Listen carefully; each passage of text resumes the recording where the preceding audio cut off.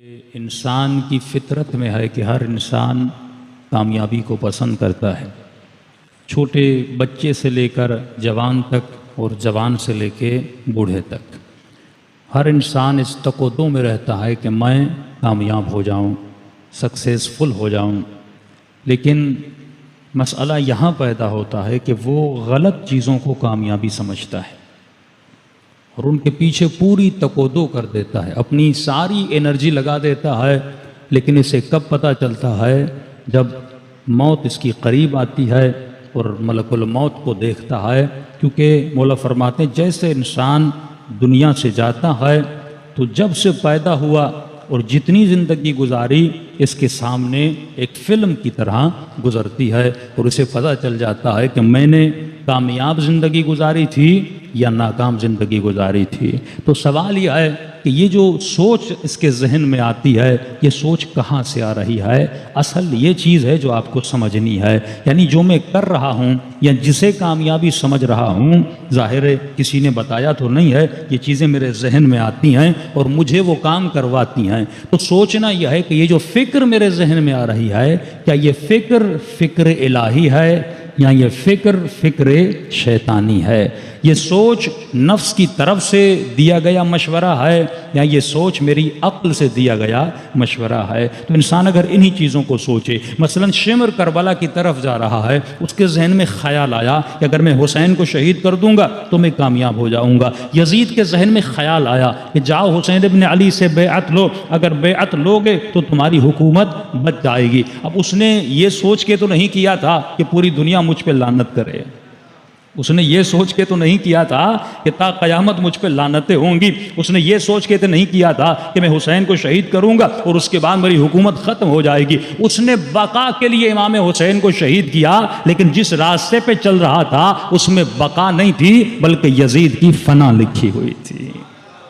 تو یہ چیز انسان کو سمجھنی ہے۔ اسی طرح ابن سعد جا رہا تھا، اس زمانے میں رے کی حکومت کا بڑا شوشہ تھا۔ رے کی گندم کی مثال اس لیے دی جاتی ہے جو امام حسین نے دی، وہ اس لیے دی جاتی ہے کیونکہ اس زمانے میں سب سے زیادہ جو گندم کہیں پہ جاتی تھی اور بہت لذیذ گندم تھی وہ رے کی گندم تھی، تو اس لیے امام نے کہا تجھے رے کی گندم کا دانہ بھی نصیب نہیں ہوگا۔ یعنی امام اسے سمجھا رہے تھے کہ جس سوچ پہ تو چل رہا ہے اس سوچ میں کامیابی نہیں آئے، اس سوچ میں ناکامی آئے۔ اب خطرے کی گھنٹی میرے لیے بج جاتی ہے کہ کہیں ایسا تو نہیں میں بھی ایک سوچ کو فالو کر رہا ہوں اور مجھے مرتے وقت پتا چلے کہ جو میری سوچ تھی وہ غلط تھی۔ کئی نوح خان، کئی مجلس پڑھنے والے، کئی پیغام پھیلانے والے، کئی عزادار ماتم کرنے والے، کہیں ایسا تو نہیں جو عمل میں عبادت سمجھ کے کر رہا ہوں وہ عبادت نہ ہو بلکہ میرے نفس کے اندر کی آواز ہو۔ میں چھوٹی سی آپ کی زندہ مثالیں دیتا ہوں۔ مثلا ہمارے پارا چنار کے ایک مومن بتاتے ہیں، یہ اسپیشلی کوئٹہ میں، کراچی میں، بڑے شہروں میں بھی یہ چیزیں ہیں، تو انہوں نے کہا کہ ایک سرکاری ملازم 60,000 تنخواہ لینے والا، لیکن ہوتا یہ ہے کہ اگر کوئی مومن کراچی سے مثلا کینیڈا گیا، آسٹریلیا گیا، تو وہاں جاتے ہی کیا کرتا ہے؟ پہلے اپنی پکچرز بھیجتا ہے۔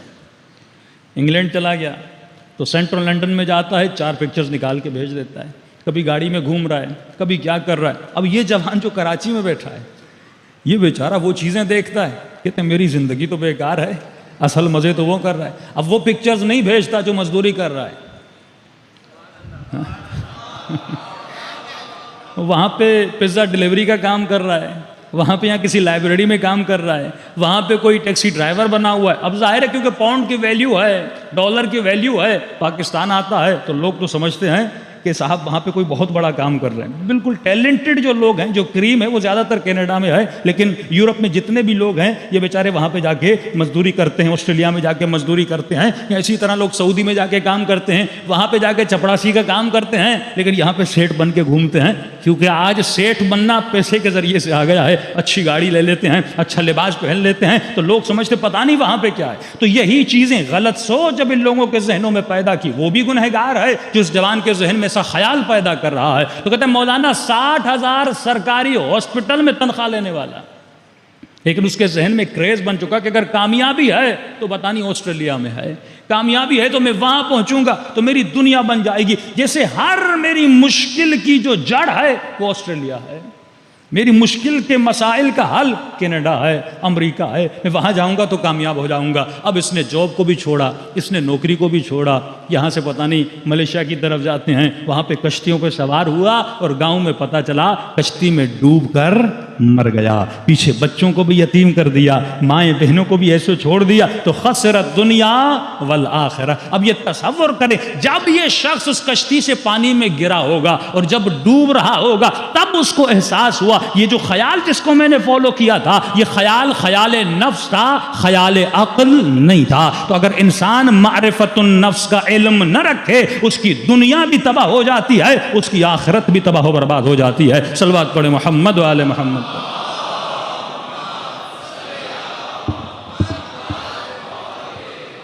تو فرمایا نفس، یہ نفس اتنا خطرناک ہے، یہ تمہارے لیے چیزوں کو حسین بناتا ہے، تمہارے لیے لذتوں کو خلق کرتا ہے۔ اب یہ تمہاری سلیکشن ہونی چاہیے۔ ابن ملجم کی مثال، کربلا کی مثالیں آپ کے سامنے ہیں۔